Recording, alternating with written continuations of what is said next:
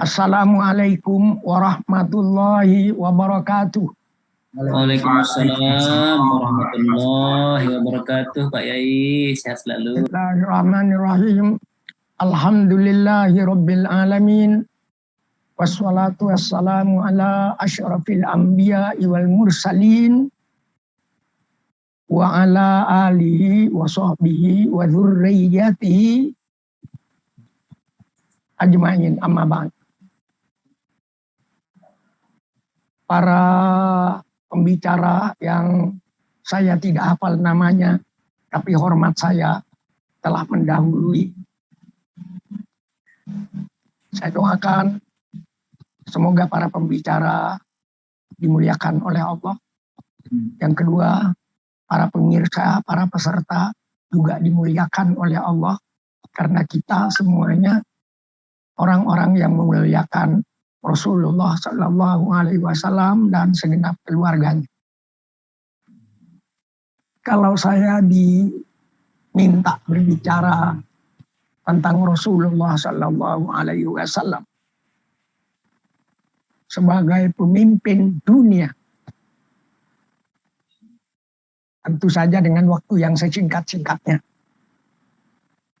saya cepat-cepat saja bahwa Rasulullah Sallallahu Alaihi Wasallam telah mengubah masyarakat yang super jahiliyah, yang mengubur anak perempuannya hidup-hidup, suka berperang antara satu kampung dengan kampung yang lain, bahwa orang kaya kalau mati istri-istrinya yang muda itu langsung jadi warisan untuk anak-anaknya, serta masalah-masalah hal yang menunjukkan bahwa zaman jahiliyah itu memang zaman yang super tidak enak. Tetapi diturunkanlah oleh Allah Subhanahu wa taala yang namanya Muhammad sallallahu alaihi wasallam ke dunia, mulai dari Iqra bismi rabbikal ladzi khalaq sampai beliau wafat. Itu waktunya menurut sejarah 22 tahun, 2 bulan, 22 hari. Kemudian dengan kiprah, dakwah dan pendidikan yang dilakukan oleh Rasulullah Sallallahu Alaihi Wasallam itu, masyarakat Arab yang jahiliyah itu berubah menjadi masyarakat madani, menjadi civil society, menjadi masyarakat beradab, berkebudayaan dan berkeadaban. Apa rahasia dakwah dan pendidikan Rasulullah terhadap umatnya itu? Kenapa dalam waktu 20 tahun lebih itu kemudian masyarakat Arab sekitar Rasulullah itu menjadi civil society, menjadi masyarakat yang beradab. Karena ciri dari dakwah dan pendidikan Rasulullah itu, Rasulullah di dalam mendidik umatnya, di dalam berdakwah kepada umatnya, beliau tidak pernah menyuruh orang lain berbuat baik sebelum beliau berbuat atau memberi contoh terlebih dahulu. Ini menjadi penting, ya, menjadi rahasia kepemimpinan, dakwah dan kependidikan yang dilakukan oleh Rasulullah Sallallahu Alaihi Wasallam. Jadi keteladanan. Karena itu disebutkan di dalam Al-Quran, laqad kana lakum fi Rasulillahi uswatun hasanah. Sungguh ada pada pribadi Rasulullah itu contoh teladan yang baik. Jadi sekarang kalau dakwah kita ingin sukses, pendidikan kita ingin sukses, membentuk peradaban ingin sukses, harus tampil pemimpin-pemimpin yang uswah hasanah. Pemimpin-pemimpin yang bisa memberikan teladan kepada umatnya, kepada masyarakat. Jadi kalau kita hanya berbicara, hanya ngomong, hanya menulis buku, ya, tapi buku itu penting, literasi itu penting. Dalam mengupayakan kehidupan masyarakat yang baik dan beradab. Tetapi sang penulis, sang pengajar, sang pendakwah tidak memberi contoh teladan, bagaimana mungkin dari tongkat yang bengkok akan dihasilkan bayangan yang lurus? Jadi keteladanan, contoh teladan itu menjadi sangat penting. Di pemimpin yang bisa menjadi teladan akan dihormati, disayangi, dicontoh teladan. Dan Rasulullah Shallallahu Alaihi Wasallam mulai sejak beliau menerima risalah sampai sekarang, kita semua ini ya wajib mencontoh Rasulullah sebagai uswah hasanah. Jadi kitab-kitab, buku-buku termasuk Al-Quran, riwayat-riwayat tentang Rasulullah itu perlu kita pelajari, dan bukan hanya untuk menjadi hafalan, tapi untuk kita praktekkan dalam kehidupan sehari-hari. Jadi kalau Rasulullah itu teladan dan kita ingin berteladan kepada Rasulullah, kita belajar tentang kolbunya Rasulullah. Bahwa ala fil jasadi mudghah, idza saluhat saluhal jasadu kulluh, wa idza fasadat fasadal jasadu kulluh, ala wahyal qalb. Ketahuilah bahwa dalam diri manusia itu ada segumpal daging. Kalau bagus segumpal daging itu akan baik tingkah laku dan akhlaknya. Tetapi apabila segumpal daging itu buruk, akan buruk pula tingkah laku, akhlak dan bicaranya. Ketahuilah segumpal daging itu adalah qalbu. Jadi qalbu itu menurut Rasulullah menjadi sangat penting untuk dibersihkan. Ketika kita berbicara budaya, ya dalam budaya Bugis misalnya, itu ada yang disebut atimakinong, hati yang bersih, hati yang tidak ada punya rasa benci kepada siapa. Kalau dalam budaya timurnya Bugis itu Sulawesi Tenggara, ada di sana ada lalomokaseno, hati yang cerah. Ada piano miambo, itu juga Sulawesi Tenggara.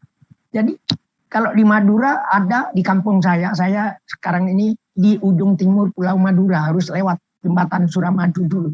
Itu 1000 km dari Jakarta. Di kampung saya ada ate sesok lah, ate setera, hati yang cerah. Ini menjadi penting. Jadi kita mau bicara peradaban kayak apapun, yang harus diperbaiki menurut Rasulullah itu kalbunya dulu. Cinta kepada Rasulullah yaitu mencintai ajarannya, kemudian meniru akhlaknya Rasulullah. Jadi ketika ditanya tentang akhlaknya Rasulullah, apa jawabannya? Khuluquhul Quran. Akhlak Rasulullah Shallallahu Alaihi Wasallam itu, akhlaknya Rasulullah adalah Al-Quran. Jadi apa yang tersurat dan tersirat di dalam Al-Quran, itulah yang dijalankan dalam kehidupan Rasulullah sehari-hari. Jadi apa yang tersurat dan tersirat dalam Al-Quran, itulah akhlak Rasulullah. Karena itu sahabat saya, Ustadz Jalaluddin Rahman Allah Yarham, itu mengatakan bahwa Rasulullah Nabi Muhammad Shallallahu Alaihi Wasallam itu adalah Quran dalam bentuk manusia. Ya, karena tidak ada pertentangan, tidak ada split personality dari kitab yang dibawa dan dihafalkannya, yang disebarkannya dengan perbuatan Rasulullah Shallallahu Alaihi Wasallam sehari-hari. Jadi berteladan kepada Rasulullah dengan cinta yang dalam menjadi penting. Sebelum kita bicara peradaban, peradaban penting. Tetapi kalau kalbu itu tidak dirawat dengan taqarrub kepada Allah, dengan cinta kepada Allah, dengan cinta kepada Rasulullah. Sehingga saya pernah diminta di Hotel Kemang Jakarta 20 tahun yang lalu bikin puisi. Ya, di sana teman-teman bertemu, saya bikin puisi. Kalau cinta kepada Nabi, baca sholawat kepada Nabi. Kalau Allah tak ngutus Nabi, gelaplah jiwa, gelaplah hati. Jadi hati itu kalau ingin bersinar, ingin cerah, setan-setan dan iblis pergi dari hati dan tubuh kita. Memang caranya cinta kepada Rasul, kemudian baca sholawat kepada Rasul, tapi jangan lupa berteladan kepada Rasulullah Sallallahu Alaihi Wasallam.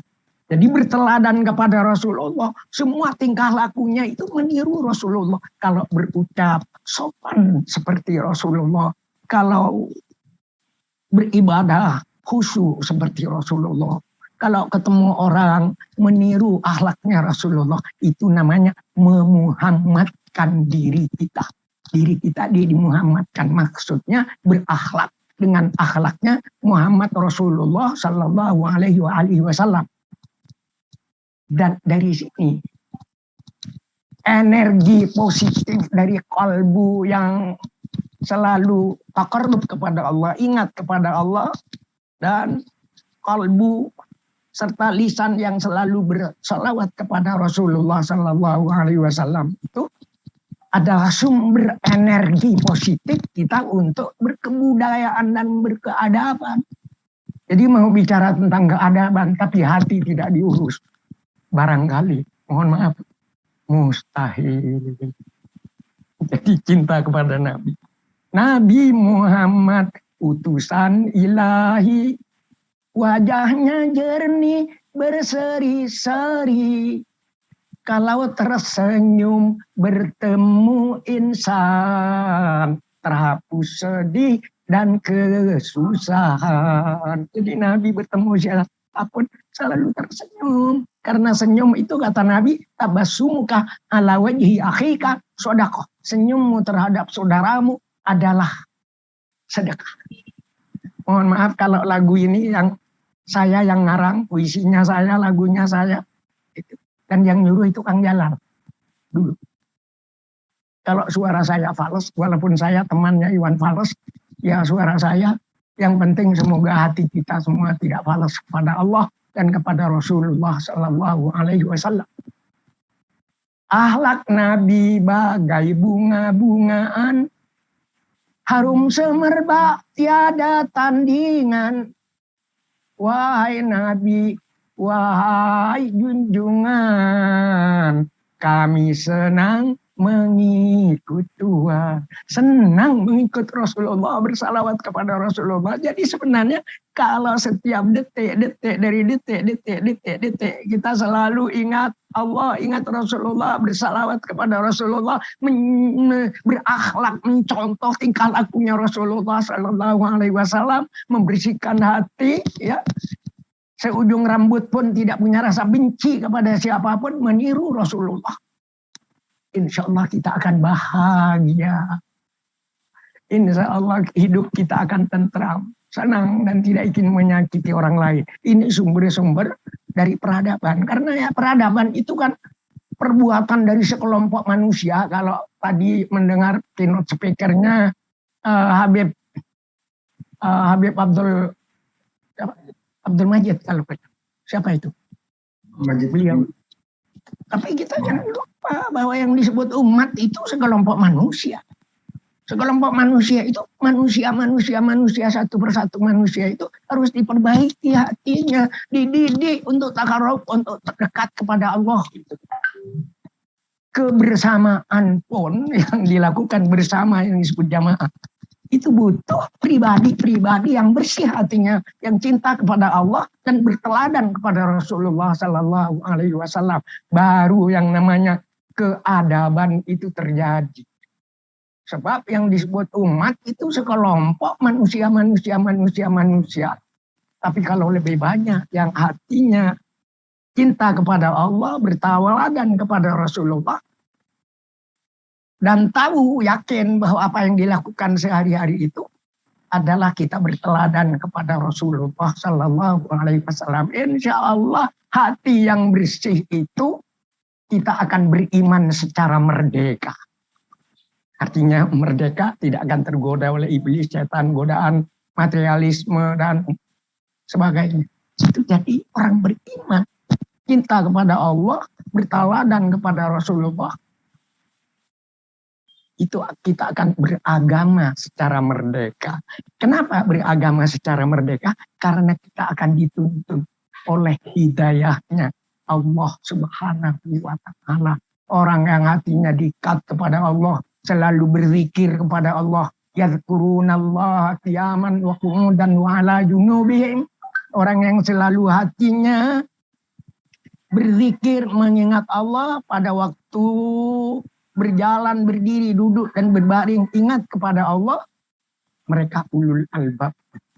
Ciri-ciri ulul albab itu yang insya Allah orang yang berzikir dalam segala keadaan akan dituntun oleh hidayahnya Allah Subhanahu wa Ta'ala.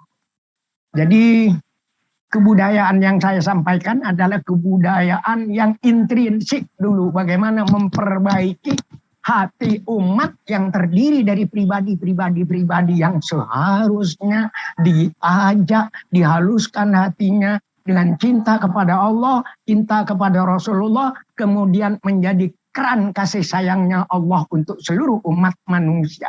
Sehingga muncul puisi yang tertusuk padamu berdarah padaku.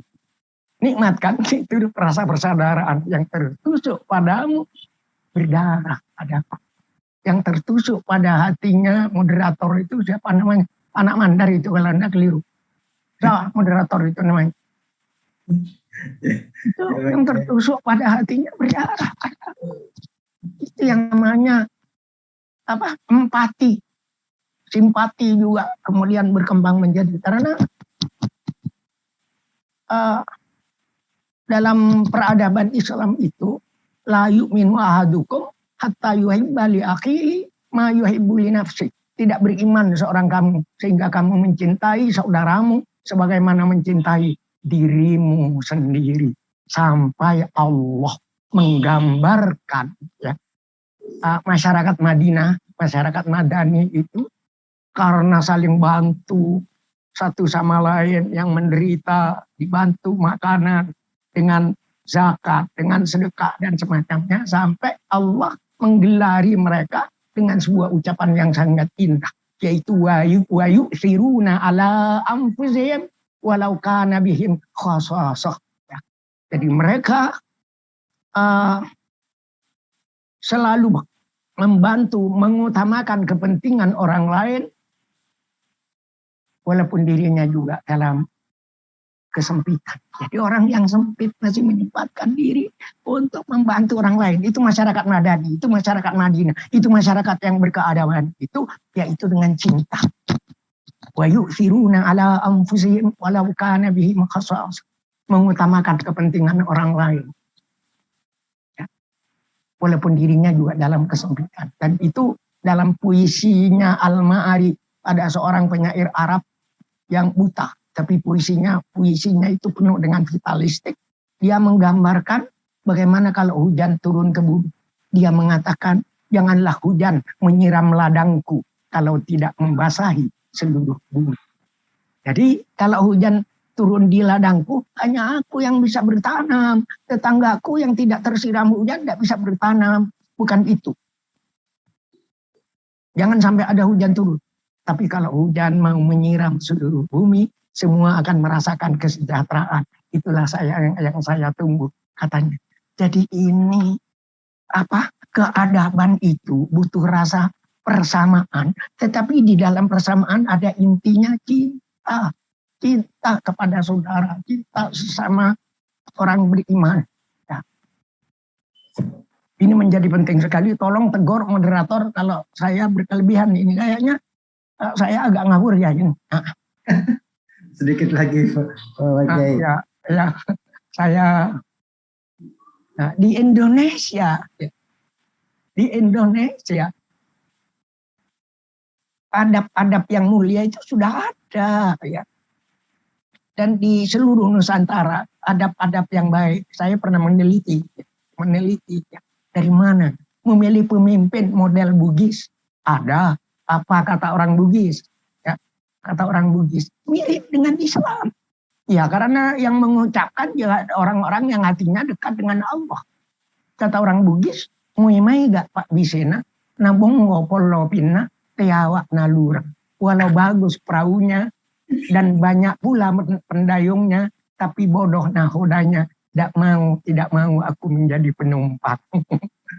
Itulah ya. Jadi kalau ke utara lagi ke Manado, kita bertemu dengan ada Giom Manado, kearifan lokal model Manado. Si tahu, timau, tumau, tahu. Orang hidup harus bisa menghidupi orang lain. Kasih persaudaraan juga ini.